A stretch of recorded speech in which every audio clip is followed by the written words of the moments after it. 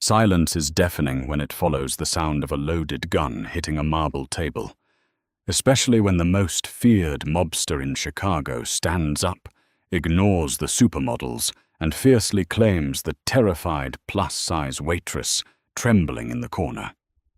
This isn't a fairy tale. It's a dangerous obsession. Celine Gonzalez was accustomed to being the invisible foundation upon which the glittering world of Lucien's Prime Steakhouse rested. Located in the heart of downtown Chicago, Lucien's was a playground for the city's elite, corrupt politicians, ruthless hedge fund managers, and men who operated entirely outside the confines of the law. Amidst the crystal chandeliers, the imported Italian marble, and the flock of waitresses who looked more like runway models, Celine stood out for all the wrong reasons.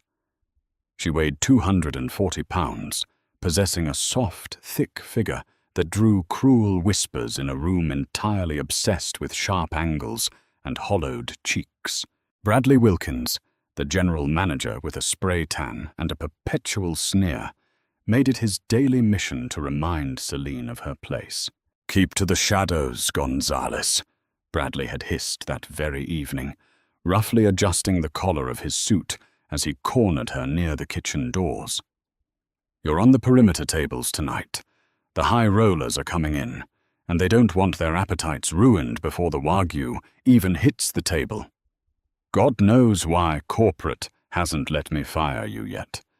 Try not to take up too much space." Celine had simply nodded, swallowing the thick lump of humiliation that had become her constant companion. She needed this job. Her mother's medical bills were piling up with relentless speed, and the tips at Lucien's, even on the perimeter, were the only thing keeping them from drowning in debt. She smoothed her black uniform, a custom size that she had to pay extra to have tailored because the restaurant refused to stock it, and adjusted her apron over her wide hips. She was fat, a reality she had accepted long ago, but she was also hard-working, observant, and deeply compassionate. Unfortunately, in Bradley's world, only the first attribute mattered. The atmosphere in the restaurant shifted abruptly at exactly 8 o'clock. The low hum of jazz and clinking silverware was suddenly swallowed by a heavy, suffocating tension. The temperature in the room seemed to plummet. Drayden Hunter had arrived. Drayden was not just a name whispered in the back rooms of Chicago. He was an institution of fear. As the head of the Hunter Syndicate, his influence seeped into the city's ports, its unions, and its justice system. He was a man of terrifying contradictions, brutally violent yet immaculately refined. Tonight, he wore a bespoke charcoal suit that clung to his broad shoulders, his dark eyes sweeping the room with the predatory calculation of a wolf assessing a pen full of sheep, flanked by 4 heavily armed men whose tailored coats did little to hide the bulk of their weapons. Drayden commanded an awful, magnetic respect. Usually Bradley would throw his best girls at Drayden's table, tall, slender blondes who would bat their eyelashes and pour $5,000 bottles of Barolo with shaking, eager hands. But tonight was different.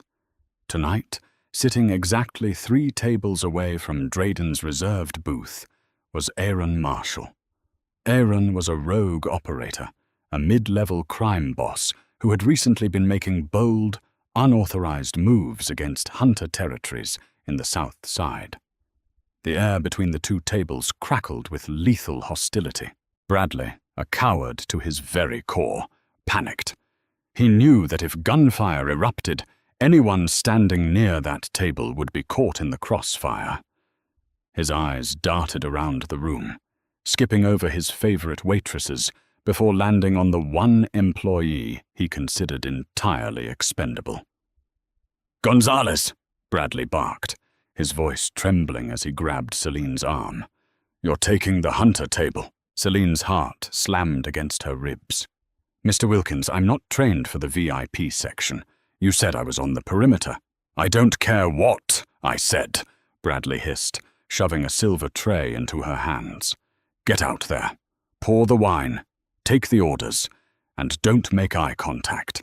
If you screw this up, you're not just fuckward. I'll make sure you never work in this city again." Taking a deep, shuddering breath, Celine stepped out onto the dining floor. She felt the immediate, heavy gaze of the room on her. The other waitresses retreated to the safety of the bar, casting pitying and mocking glances in her direction. She walked toward the center of the storm, her soft thighs brushing together beneath her uniform, desperately trying to make herself small despite her large frame. When she reached the hunter booth, Drayden was already looking at her. His gaze was not like the others. There was no disgust, no immediate dismissal. Instead, his dark eyes tracked her movements with an intense, unblinking focus. Celine's hands shook as she reached for the bottle of imported Barolo resting in the center of the table. She uncorked it with practiced precision, despite her terror, and stepped forward to pour. "Good evening, gentlemen," Celine murmured, her voice soft and melodious, contrasting sharply with the harshness of the men at the table. As she poured Drayden's glass, a rogue drop of the dark red wine clung to the lip of the bottle, threatening to fall onto the pristine white tablecloth. With lightning reflexes, Celine caught it with the edge of her white towel, her knuckles briefly brushing the sleeve of Drayden's suit. She froze, expecting a reprimand, or worse. Drayden didn't flinch. He looked down at where her soft, dimpled hand hovered near his arm, and then slowly raised his eyes to meet hers. For a terrifying second, Celine was trapped in a gaze that felt like falling into a dark, bottomless ocean. He took in her flushed, round cheeks, her full lips, and the terrified thumping of the pulse at the base of her throat. "You have a steady hand," Drayden rumbled, his voice a deep, gravelly baritone that sent a strange shiver down Celine's spine. Thank you, sir," she stammered, quickly retreating a step. Before she could take their food orders, a loud, obnoxious laugh echoed from 3 tables away. Aaron Marshall was watching them, a cigar clamped between his yellowing teeth, surrounded by his own crew of thugs. The tension ratcheted up 100-fold. Drayden's men immediately tensed, hands drifting toward their waistbands. "Go back to the kitchen," Drayden commanded quietly, his eyes never leaving Aaron's face. He wasn't looking at Celine anymore, but his order was directed at her. It wasn't a dismissal, it was an act of protection. But Celine, bound by the paralyzing fear of Bradley's threats, hesitated. "Sir, I have to take your—" "I said," Drayden interrupted, his tone turning into a low, deadly growl. "Get out of the crossfire, sweetheart."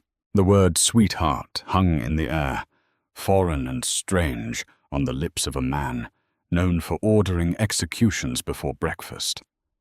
Celine didn't wait to be told a 3rd time. She clutched her silver tray to her chest and turned to make a hasty retreat toward the kitchen. To get to the safety of the swinging doors, she had to pass Aaron Marshall's table. Aaron had been drinking heavily. His face was flushed, his eyes wild with the manic energy of a cornered rat trying to prove it was a lion.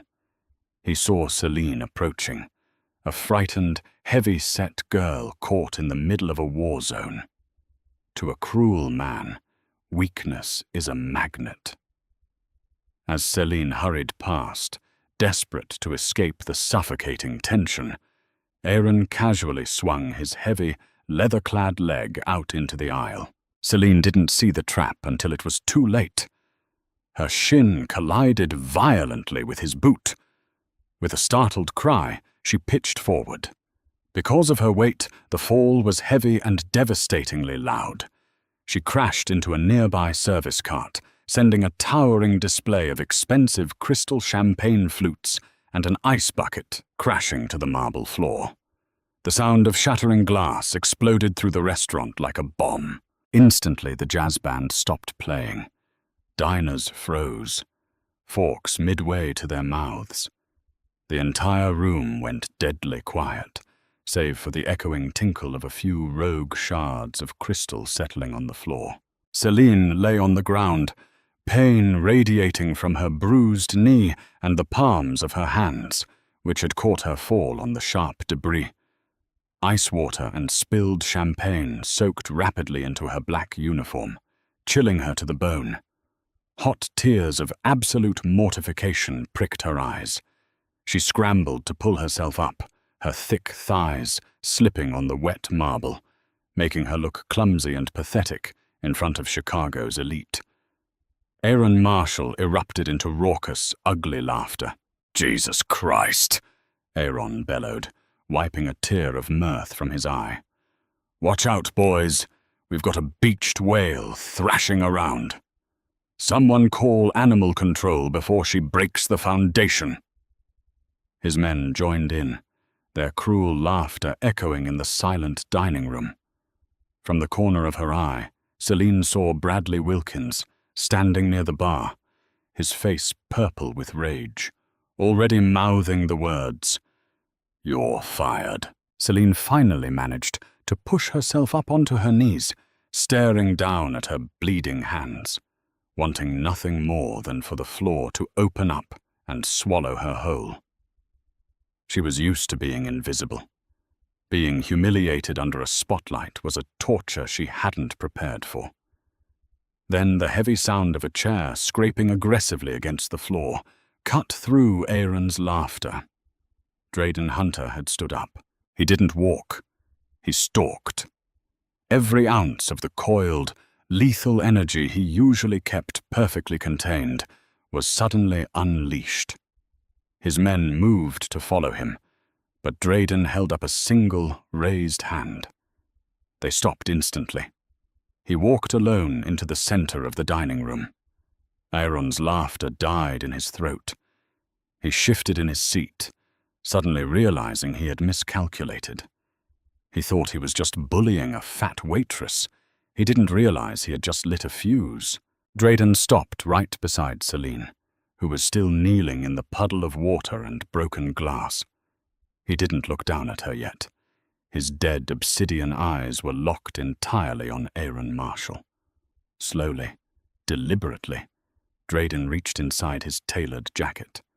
The sound of a heavy metal object being drawn made a few patrons gasp and dive under their tables. But Drayden didn't aim it. Instead, he slammed the loaded black matte Glock directly onto Aaron's dining table. The heavy clack of the metal hitting the marble was deafening. "You think that's funny, Aaron?" Drayden's voice was barely above a whisper, yet it carried into every corner of the terrified room. Aaron swallowed hard, his bravado evaporating into the cold sweat of sudden, absolute terror. "Come on, Dom. It was a joke. The fat bitch should watch where she's walking." Before the last syllable fully left Aaron's mouth, Drayden moved. His hand shot out, grabbing Aaron by the throat of his expensive shirt, hauling him half over the table, dragging him through his own plate of medium-rare steak. "The next time you speak," Drayden hissed, his face inches from Aaron's, "you will address her with the respect of a queen. And if you ever use that word again, I will cut out your tongue and feed it to the stray dogs in the South Side alleys. Do you understand me?" Aaron nodded frantically, choking as Drayden's grip tightened, crushing his windpipe. Drayden released him, throwing him backward so violently that Aaron's chair tipped over, sending the rival boss sprawling onto the floor. The entire restaurant fell perfectly, terrifyingly silent. Nobody breathed. Even Bradley Wilkins looked as though he might pass out. Drayden finally turned his attention downward. He knelt into the puddle of ice water, ruining a pair of $1,000 trousers without a second thought. He reached out, his large, scarred hands gently enveloping Celine's small, bleeding ones. "Look at me," he commanded softly. Celine forced her tear-filled eyes upward, meeting the fierce, protective gaze of a monster who was suddenly treating her like spun glass.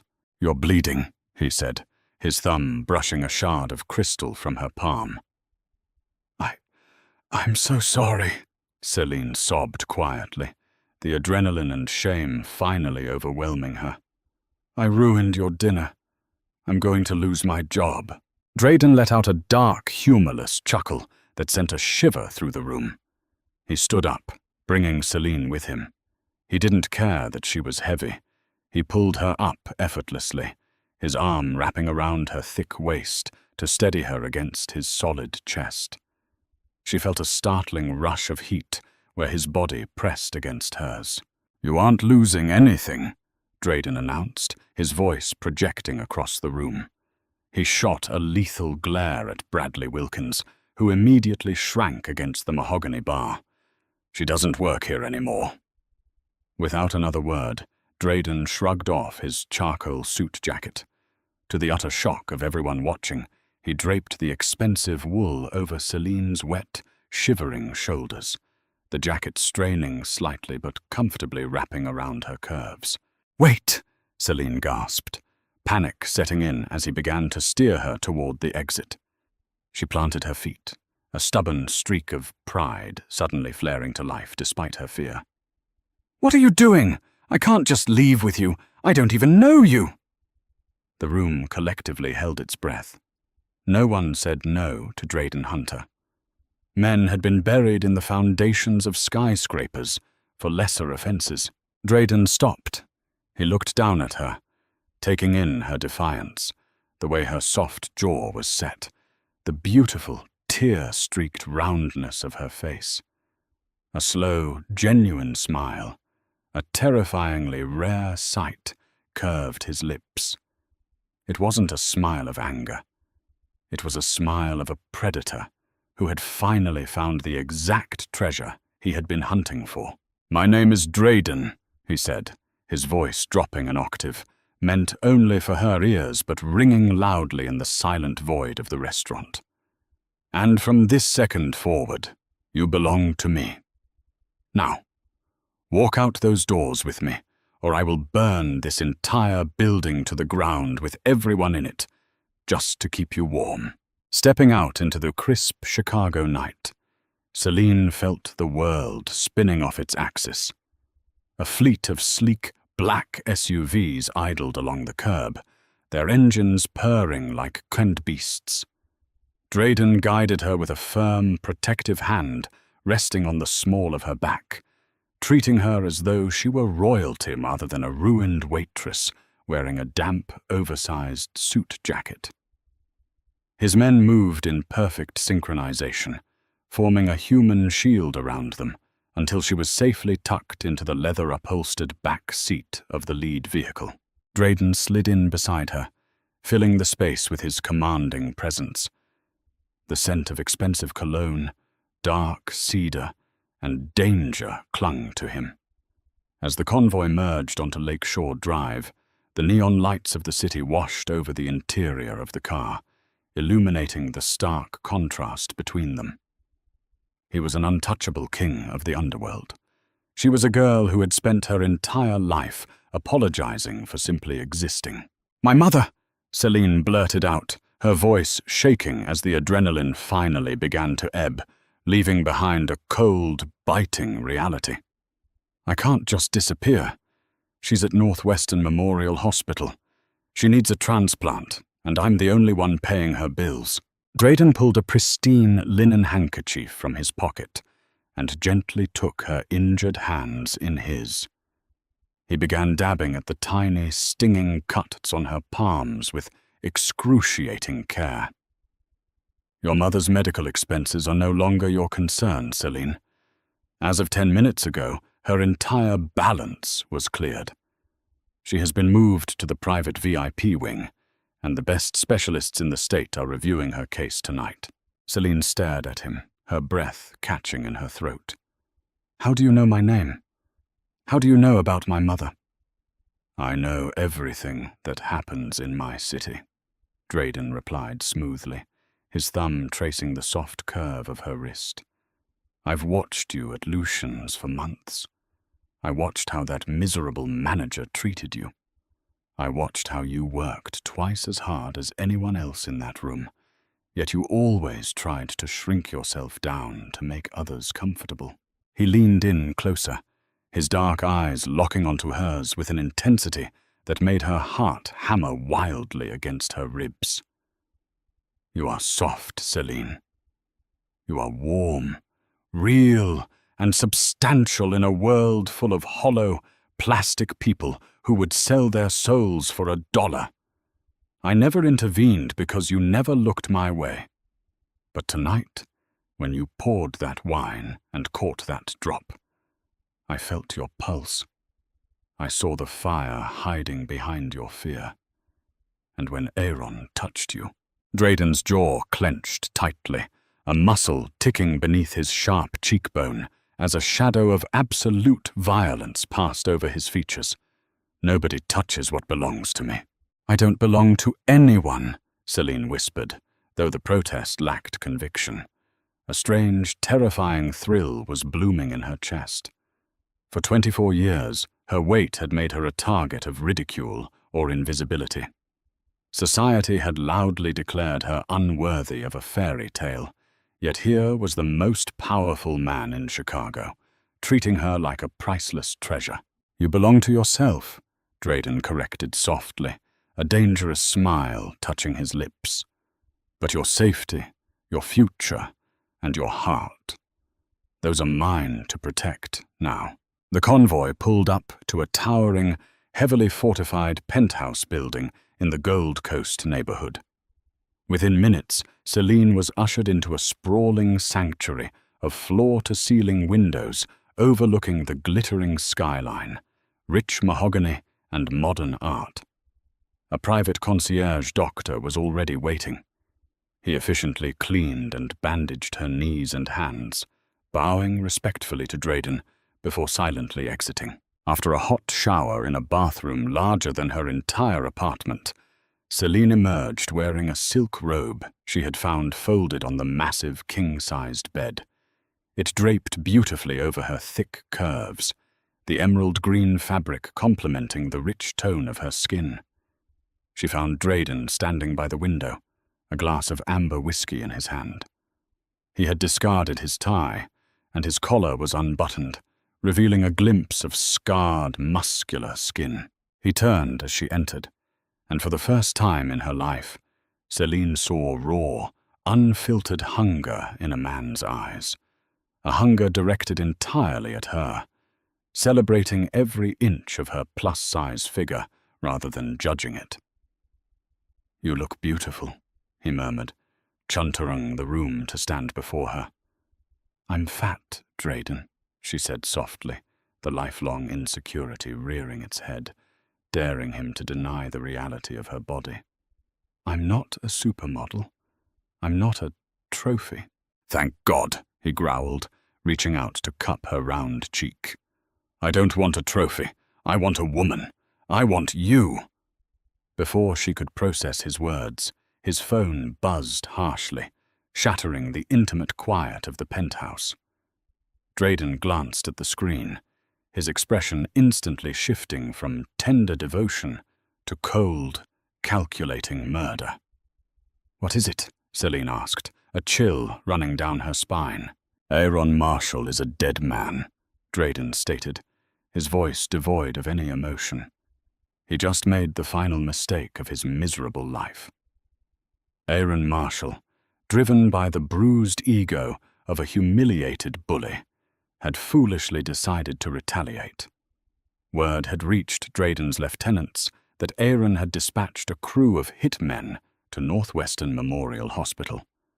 Aaron's twisted logic dictated that if Drayden cared enough to protect the waitress, he would care enough to bleed for her family.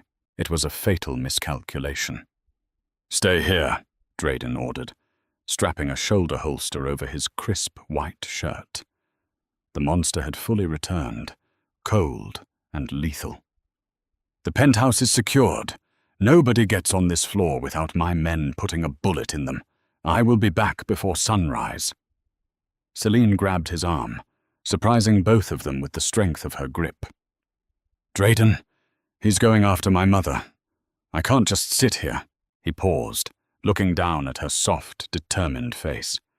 He saw the fierce protector within her, the same protective instinct that had driven her to endure years of abuse at Lucian's just to pay for her mother's care. Drayden cupped the back of her neck, pulling her in for a searing, breathless kiss that tasted of whiskey, danger, and absolute devotion. "They won't get within a mile of her, Celine. I swear it on my life," he vowed. "I am going to end Aaron's syndicate tonight. But I need you safe. If I have to worry about you, I cannot be the nightmare they deserve." Reluctantly, Celine let him go. The next few hours were an agonizing blur of pacing the luxurious penthouse floors. But true to his word, Drayden's empire moved with terrifying efficiency. By 3 in the morning, the news channels were buzzing with breaking reports. A massive, coordinated raid had dismantled the Marshall crime family's operations across the South Side. Several warehouses had burned to the ground. Aaron Marshall had reportedly been found fleeing the city, apprehended by unknown individuals before the police could intervene. The official story would be a gang war, but the underworld knew exactly what had happened. Aaron Marshall was gone, erased from Chicago's streets entirely. When Drayden returned to the penthouse just as the dawn began to break over Lake Michigan, he looked exhausted but victorious. He walked straight to Celine, burying his face in the crook of her neck, inhaling her scent like a man starving for oxygen. "It's done," he murmured into her skin. "Your mother is perfectly safe. The hospital is under our permanent protection. Aaron will never breathe another word, let alone harm anyone you love." Tears of immense relief slipped down Celine's cheeks. She wrapped her arms around his broad, solid torso, pulling him close. In that moment, she realized she had crossed a line she could never uncross. She was no longer Celine Gonzalez, the invisible, humiliated waitress. She was something infinitely more powerful. A month later, the Chicago underworld had settled into a new, quiet rhythm. Drayden's brutal display of power had solidified his undisputed reign over the city. No one dared cross the Hunter Syndicate, and more importantly, no one dared disrespect the woman who stood beside him. Celine's transformation was nothing short of magnificent. She had finally embraced her worth, dressing in custom-tailored designer gowns that accentuated her curves, rather than hiding them in oversized uniforms. Her mother was recovering wonderfully after a successful surgery, resting comfortably under elite medical care. But there was one final piece of business Drayden insisted on handling personally. On a busy Friday evening, a black Rolls-Royce pulled up to the front entrance of Lucian's prime steakhouse. The doorman rushed forward, opening the door with trembling hands. Drayden stepped out first, wearing a sharp navy suit, looking every inch the ruthless king he was. But it was the woman he offered his hand to that made the valet's jaw drop. Celine stepped onto the pavement, radiating absolute confidence. She wore a stunning crimson dress that hugged her thick hips and full bust perfectly, her hair cascading in glamorous waves down her back. A massive, flawless diamond caught the streetlights on her left ring finger. As they walked into the restaurant, the grand dining room fell completely silent, just as it had on that fateful night. But this time, it wasn't a silence born of awkward humiliation or impending violence. It was the breathless silence of absolute reverence. Bradley Wilkins, the general manager, nearly dropped the tablet he was holding. He rushed forward, his face pale and slick with panicked sweat. "Mr. Hunter, we didn't know you were coming. We can prepare your usual booth immediately, and Miss Gonzalez. I mean, Mrs. Hunter," Drayden didn't even look at the trembling manager. He kept his arm securely wrapped around Celine's waist. "Bradley," Celine said softly, her melodious voice carrying across the quiet room. She looked at the man who had tormented her for years, feeling absolutely nothing but pity for his small, pathetic existence. "Yes, ma'am," Bradley squeaked. "You're fired," Celine stated simply, a small, triumphant smile playing on her lips. Bradley gasped. You can't fire me. You don't work here." Drayden finally turned his cold obsidian eyes onto the manager. "She doesn't work here," Drayden agreed, his voice echoing loudly in the silent restaurant. "She owns it. I bought the building, the brand, and the property this morning. And as the new owner, my fiancée has decided your services are no longer required. You have 2 minutes to pack your office before my men throw you onto the street." Bradley's face drained of color as 2 large men in suits stepped forward from the shadows. He scrambled away without another word, a pathetic, broken man. Drayden guided Celine to the center table, the best seat in the house. As he pulled her chair out for her, the jazz band frantically resumed playing, and the waitstaff scrambled to offer them champagne. Celine sat down, looking across the table at the dangerous, beautiful monster who had loved her precisely the way she was, recognizing her worth when the rest of the world was blind. She raised her crystal glass, her dark eyes sparkling with newfound authority and deep, unwavering love. Drayden clinked his glass against hers, a rare, genuine smile illuminating his face. She was no longer just the plus-size waitress trying to survive in the shadows.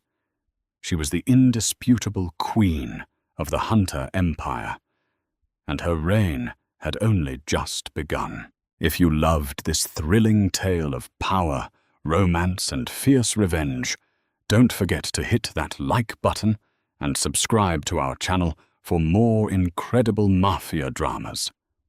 Let us know in the comments what you thought of Celine's amazing transformation and Drayden's ultimate payback. Share this video with your friends who love a good underdog story where the queen finally claims her rightful throne. Stay tuned for our next story, and we will see you soon.